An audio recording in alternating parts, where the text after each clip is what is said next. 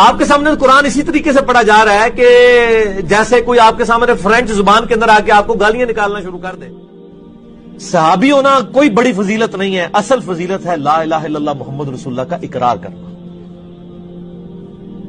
ہم اس سے بڑی فضیلت کسی کو نہیں مانتے. نبی الاسلام کی وفات کے بعد جو مرتد ہو وہ نبی کے زمانے میں کیا ہوتا ہے؟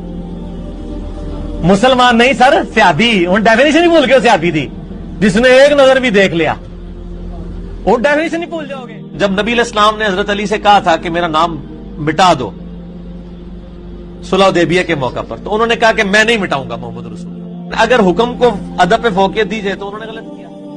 10 یہودی بھی ایسے نہیں تھے جو آپ پہ ایمان لائے ہوں آپ کی مبارک زندگی کے اندر. کیوں؟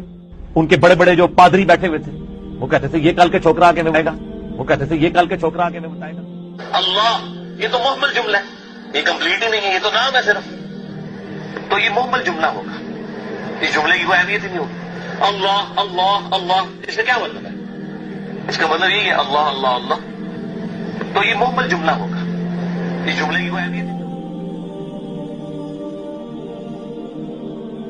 جو ہمیں کافر کہہ رہا ہے پھر ہم حق رکھتے ہیں کہ ہم اسے کافر کہیں. اور میں نے کئی دفعہ یہ گولڈن کوٹ اپنا بیان کیا ہے لوگوں کے سامنے کہ اگر قادیانی ہمیں کافر کہنا چھوڑ دیں تو ہم ان کو کافر نہیں کہیں گے.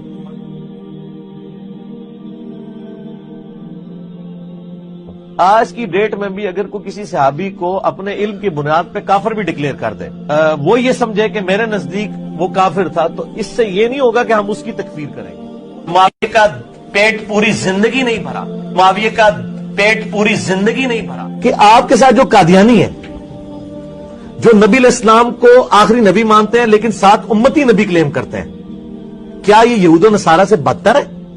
یہود و نصارہ تو آپ کے نبی علیہ السلام کو، میرے نبی علیہ السلام کو سرے سے پیغمبر نہیں مانتے بلکہ تو نعوذ باللہ جھوٹا کہتے ہیں.